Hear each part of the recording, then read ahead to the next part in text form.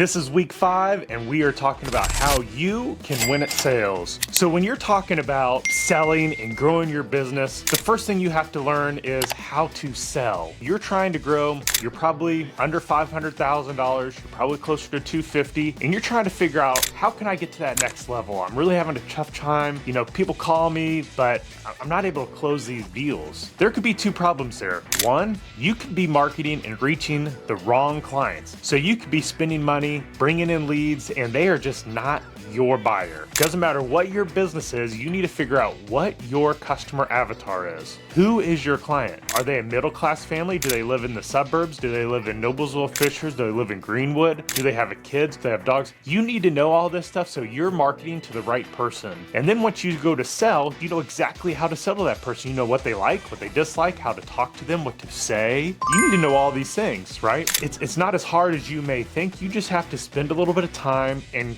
craft a strategy around this stuff. We're going to talk about how to close those sales today. Once you have that perfect client in here and you know that there's someone that you want to work with, how do you actually close the deal so you can go do work for them? Most of your leads, especially if you're coming in from 250 to 500,000, you're probably getting a lot of inbound leads, meaning they might message you on Facebook, hey, can you do this? They might text you, they might message you on Nextdoor, they might come in on your website, and then you know that they have a problem. They have something that they are trying to solve, and you have the solution. So what you have to figure out is, how can you craft your message to them where you build trust with them and they feel confident that you can solve their problem. That is the name of the game. You have to win their trust, and they have to have supreme confidence in you, and they have to believe that you can actually solve their problem. And once you can do that, you are going to get the sales. And so people they smell blood. I'll tell you, if they feel any bit that you don't know what you're talking about, any bit that you're not confident in what you are selling, they will not buy from you. I don't care how low your price is. And oftentimes, that is why people keep driving the price down and down and down, because they do not understand how to sell, they have no confidence in themselves, and they can't answer questions in an intelligent manner where you are building trust with this customer. The customer's already reached out to you. They have a problem. What any bad salesperson is going to do is they're going to immediately call them back, they're going to act super excited, and they're going to try and give them some wow sales pitch and tell them about why they're so great and why you should hire them. And guess what you sound like? You sound like every other salesperson that's going to call them. So you have to stand out. You have to sound different. You can't sound like the ocean of salespeople that are out there that are trying to take their dollar. And when they are wading through all of these companies trying to figure out, who am I going to hire? Because if they reached out to you, they probably reached out to 5 or 6 other companies. So getting back to them quickly is definitely important. But if you sound overly excited, you sound desperate, they are not going to buy anything from you unless nobody else calls them back. There's not a whole lot of professionalism in our industry until you get to really good players. But a lot of companies, people will put in requests and they will never even call them back. They won't even reach out to them. So you're wasting money if you're not going to do that. So here's how you do it. Yes, they might have reached out because they want you to mow their lawn, but you need to figure out, what is the pain? What is their pain for wanting to spend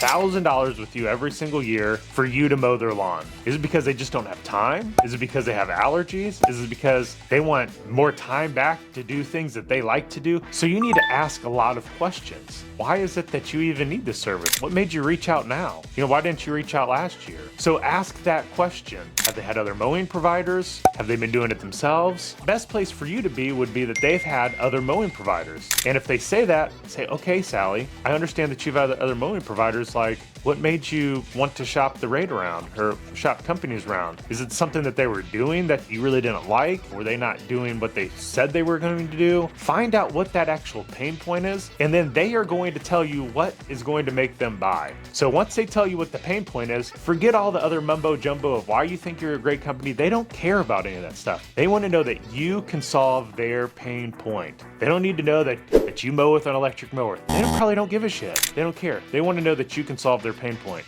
Simple as that. You have confidence and you can convey to them that you can solve their problem, they will buy from you. That is the biggest thing is trying to figure out and use your emotional intelligence to how can I convince them and leave everything out. Rookie salespeople, one, they will answer the phone and they will just tell you, this is why we're the greatest company and you should hire us. This is our price, $48 a cut. Will you buy? And they're like, no, like, you don't even know why I need this yet. If you sound desperate, if you sound overly excited, if you tell them why you're the greatest company, you sound like everybody else, and they don't want that. So you do need to figure out some of your unique selling points. Why are you different than everybody else? Why are you going to provide a better service than the last 5 companies that they have had? Well, the only way that you can do that is if you ask the proper questions ahead of time to figure out what really bothered them. Come up with a list of what makes you different. You don't have to tell them the entire list, but if they tell you 3 things that really bothered them, pick out 3 things. You should know this like the back of your hand. Get a lot of reviews. On Google Business Profile, you have a lot of reviews. That shows social proof. Make sure they're really good reviews. So when somebody is calling you and you say, hey, I can do this, then you can refer back and say, look,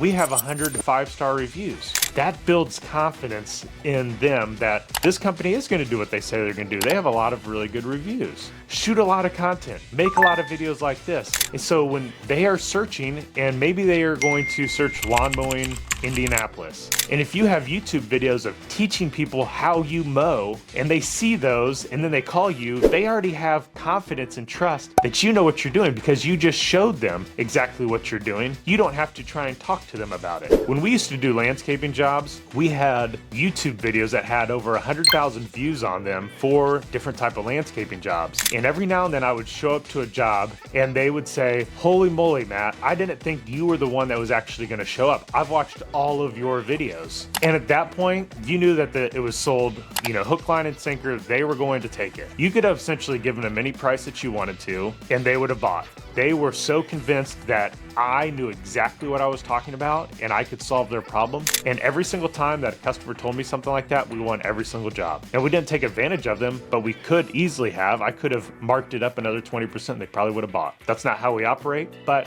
I'm just saying when you have a lot of social proof and a lot of trust, people will buy from you. That's why we make so much content, is because once people start seeing those, they start believing that you know what you're talking about and you can solve their problem. Now you've built some trust, and now you've talked to them, you've asked your questions, you're sending out a proposal. Make sure it looks professional. Use a CRM. You can find a CRM, a customer relationship management tool, fairly inexpensively, and it's going to make you look professional. In that professional document, make sure that you clearly communicate everything that you're going to do and everything that you're not going to do. Make sure you get their signature. Most of them can do electronic signatures, but when you're really, really small, if you can meet these people in person, your close rate is going to massively go up. So if I can look at you face to face and I can talk to you and tell you about everything that I'm going to do to solve your problem, and I have an estimate with me, a hard copy, I can get their live signature 9 times out of 10 while I'm there on the spot. If you can't meet with them on the spot for whatever reason and you can't get their live signature,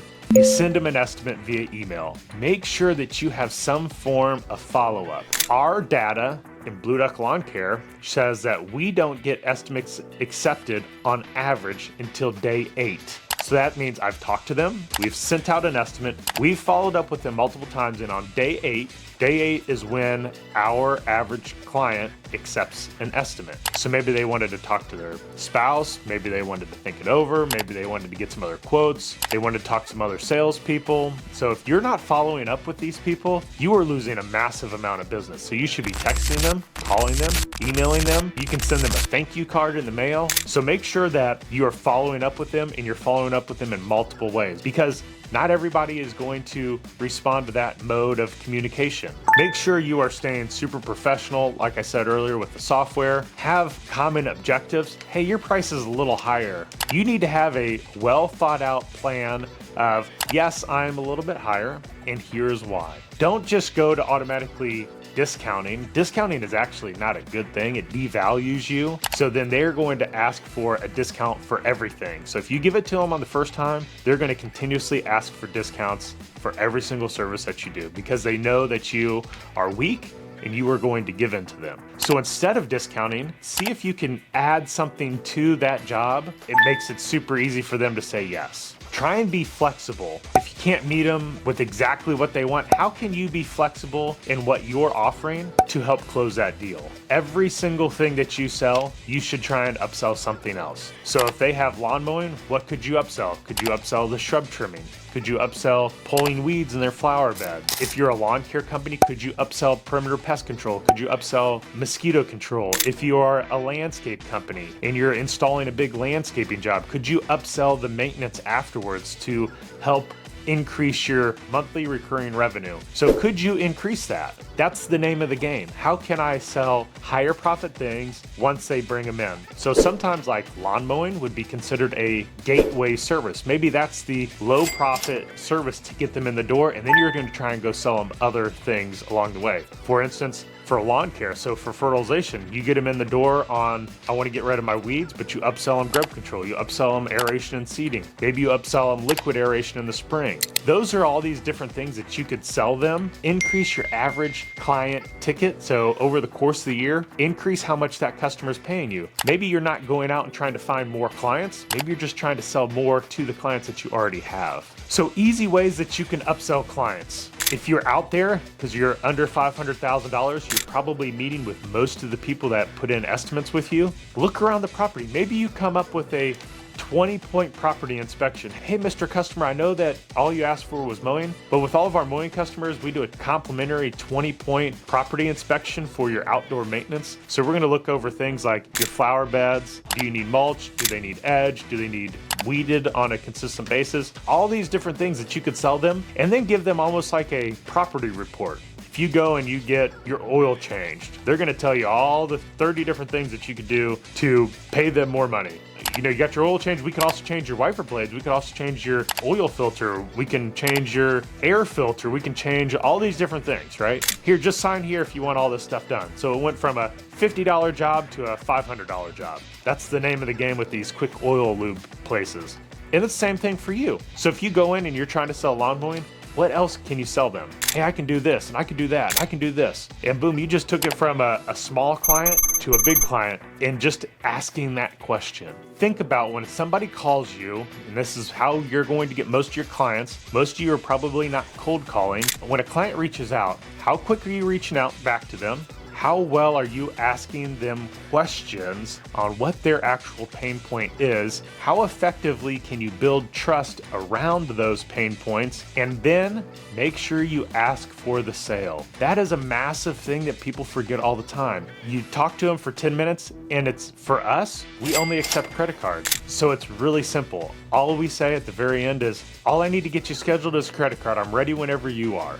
And so it's just part of the talk track. All I need to get you scheduled, because they already said that this would work. All the questions and the way that I frame things, if they say, oh yeah, I think that would work, that makes a lot of sense. My very next question is, great, all I need to do to get you scheduled is a credit card. I'm ready whenever you are. And most of the time, they just start saying off their credit card number to you. And once you have that, you send them their estimate that has been approved, so they have all the terms and conditions, all that kind of stuff, and you get them scheduled. So we are here to try and make your 2025 the absolute best. If you need help with your sales strategy, give me a comment down below here. I'd be more than happy to answer any question, or other people in this forum would probably be also happy to help answer those questions for you as well. This was week 5, your sales, winning the sales game. I'm excited for week 6. We are doing an 8-week series here, so we are halfway through this thing, and I hope you guys absolutely crush it in 2025.